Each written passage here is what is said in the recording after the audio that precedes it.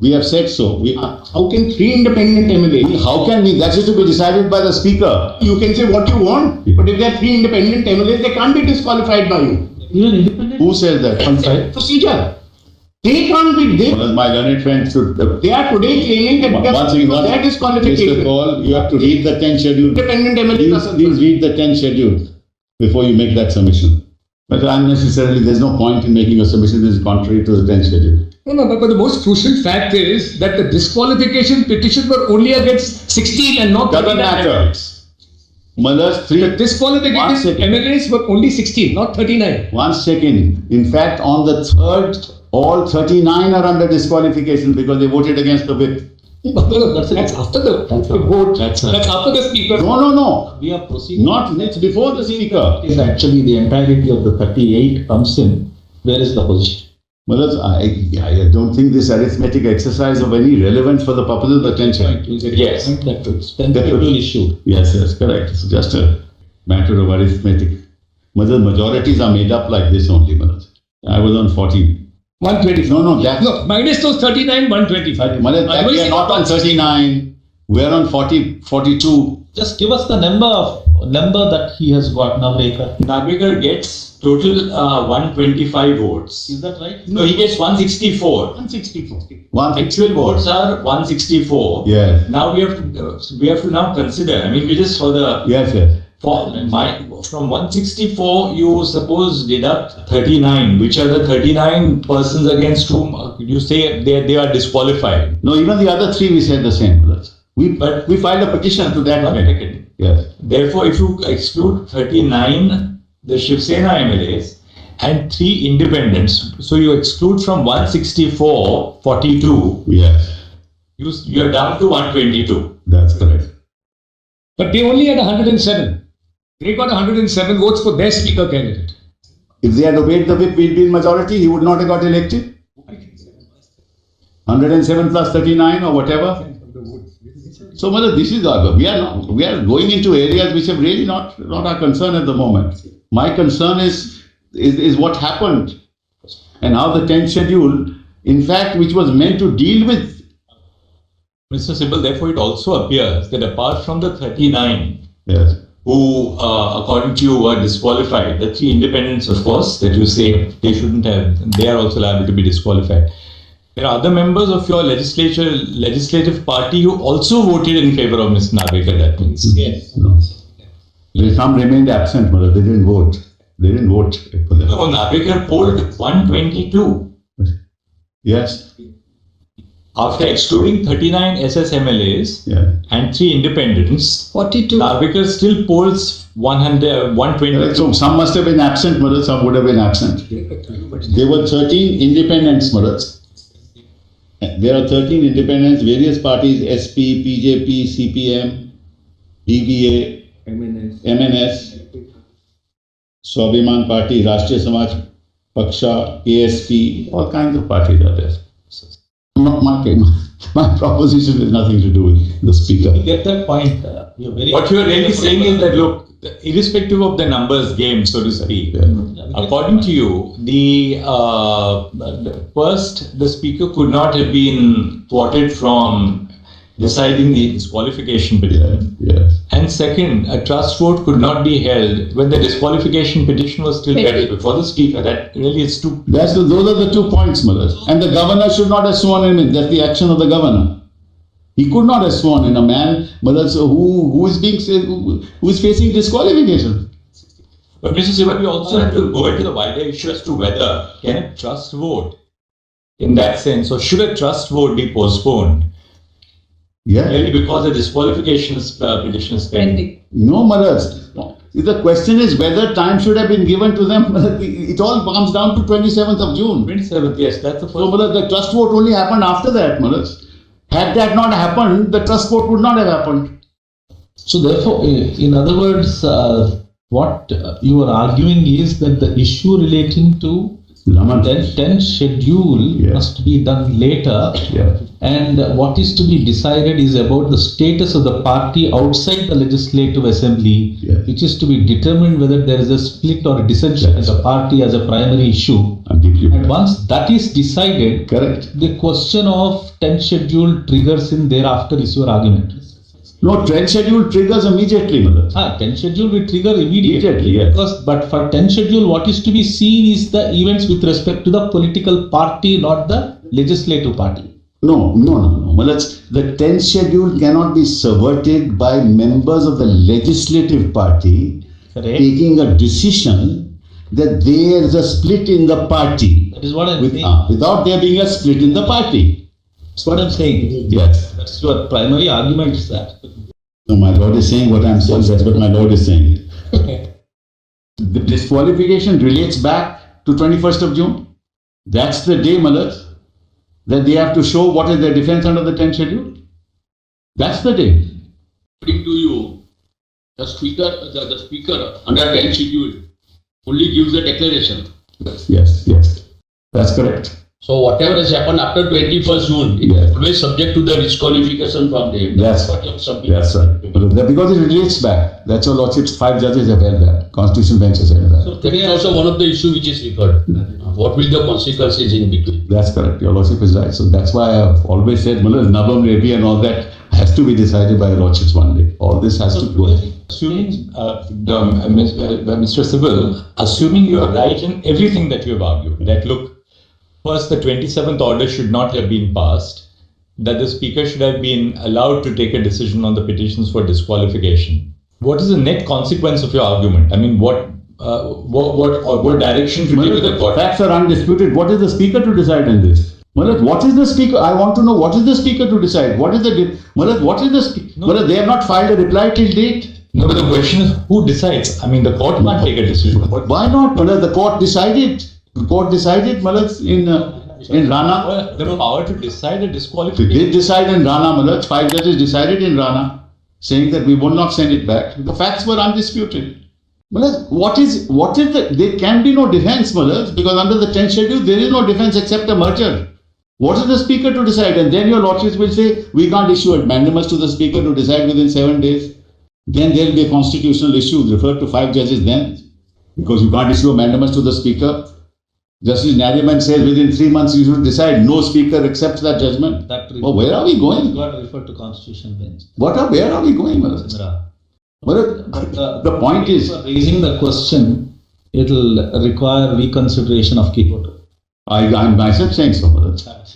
No, you please, whatever it is. I've said so twice already. It's only a merger, that's not their case. But Mr. Sibal, just as you say that, look, on the 27th, the Speaker could not have been stultified in taking a decision on the disqualification petitions. Once we adopt that principle, then we have to be consistent and apply the principle across the spectrum. Because there's a very valid point which you are making, which is that the Speaker himself is a constitutional, or the Speaker themselves, I shouldn't say himself, the Speaker themselves are constitutional authorities. Therefore, the Speaker has to take a decision under the 10th schedule. Right. If that is so, then we have to be extremely circumspect about, replacing the mechanism, the institutional mechanism which has been provided by the 10th schedule itself. The problem in this case is, that this is because we perpetuated an illegality. Now the Speaker came into existence by perpetuating an illegality. And now you are giving the clothes of authority to that Speaker who has actually come into place because we can't reinstate the earlier Speaker because there we are benching upon in Upper Arabia you did it. In Upper Arabia you did it. You in fact reinstated the entire government. I'm not saying you should do it, but if your Lordship asks me that question, that's exactly what happened in nowadays. Sibal, will the court not be getting into the thicket of the entire gamut by virtually clothing itself with the bars of the Speaker? No, because the facts are undisputed. That's why I said these are undisputed documents. There is no political thicket here. What you're saying is put the clock back in every which way. When you say a Speaker... Ultimately, Mr. Sibal, it will boil down to this. You have to say that, if you are logically consistent, that retrace your steps to the position in which we were before the 27th of June. That's what I said. When I argued Nabam, that's what I said, and the court accepted it. That's exactly what I said. Because you cannot, this is all staring us in the face. As I said, forget a majority, minority. Even 5 people can dislodge a government by saying that, all right, you have a trust vote now, new speaker is appointed, then every time the same thing will happen. Whereas your lordship looks at it the other point of view. If you do not, stop this menace now, it will be perpetuated. That's the other issue. I'm not saying your lordship, whatever your lordships will do, will be acceptable. No, we are trying to explore that even assuming that your argument is correct, where does it lead the constitutional court to? Therefore, that's something which we would like. There are many things you can do. Your lordships can say you decided within 7 days and you challenge the order if it's against you before us after 7 days. Sorry, come again? You decided within 7 days. They have not even filed a reply. Yes. Let's assume, I'm giving your lordships your options. Decided within 7 days, we are sitting here. If there's an order against you, come up and appeal and then we decide the matter. In fact, the speaker issued notice against us on the 8th of July. He has not even issued notice in our matter. So to have clarity, Mr. Sibal, you say that, ask this speaker to decide the disqualification of the 39 MLAs. Ask him to do so within a stipulated period. We will then challenge. There are 2 options. The speaker may come to the conclusion that they are disqualified, then what happens? Then what happens? These 39... They will come in appeal. No, but then what? How does that affect? What is the consequence practically in terms of the trust vote which takes place? The speaker, alright, assuming that the court has the power... The Chief Minister will go... How? 164(1)(b). He cannot hold office. 1 second, hold on. 39 people will go out and he will not be Chief Minister. 39 people then, if your argument is right, if the speaker holds that they're not disqualified, then you have the right to challenge that order before an appropriate court. Not appropriate before your lordship. Then whatever. If the speaker comes to the conclusion that there is a disqualification, those 39 persons go. In this case, according to Eknath Shinde also, therefore has to go out. Yeah. Then what is the next? What is the sequel? Nothing. Then whoever is the Chief Minister will get back on the trust vote. We'll see about that. This court's order on 29 said trust vote is subject to these petitions. See, the question put to you is... All proceedings. This is the problem. The judicial orders are passed. We are put in this situation. Then we are asked, what can we do now? No, we are not saying what can we do.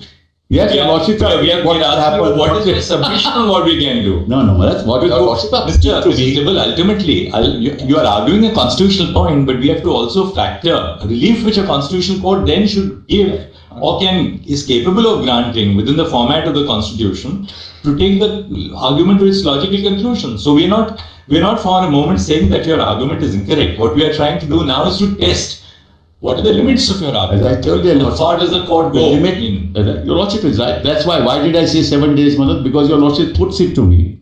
Ultimately, what should be done? And I said to your lordship, all right, give him 7 days. But then the question will arise, can you issue a mandamus to the speaker to decide within 7 days? And there will be a constitutional crisis because the speaker will not obey. That we don't know. I don't know. That's something. It is possible. It has happened before. Under which power did the speaker do that? This is under challenge. Illegally recognizing Bharat Gogavale as the chief whip and Eknath Shinde as the leader of the party. On how basis did you do that, Malaj? Your lordship knows, Malaj, this has to come from the political party.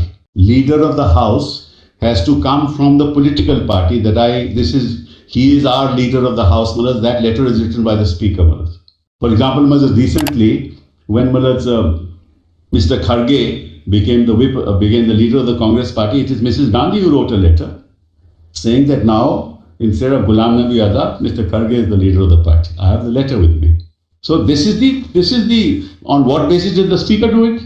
And when your lordships will see the petition before the election commission, till the 18th of July, there is no reference to any meeting of any political party. So all this was happening outside the political party.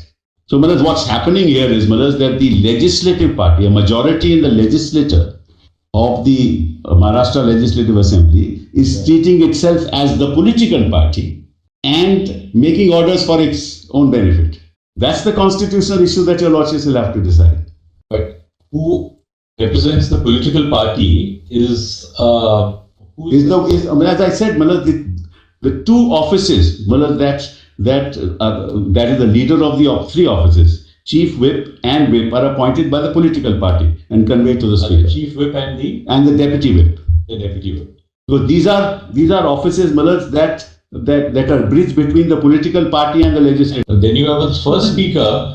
Defiance of the legislative rules gives 2 days notice. I'm sorry. No, that is in defiance of the legislative rules gives 2 days notice. What is all that your lordship? Yeah, all this is the way everybody is behaving. That's correct. So what do we do, Manoj? Your lordship will then have to. There are two options.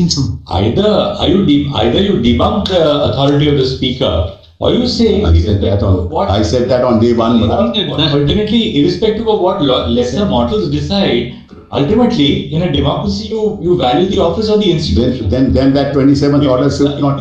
If we say correct, then the 27th order should not have been passed. Denigrating constitutional officers, including the office of a speaker. Because they are denigrating themselves. So they are denigrating themselves. We are not denigrating. No, Mr. Sibal, there's some problem. It's a race to the bottom there. Yes, we have. We have to start, Malaj, what to do.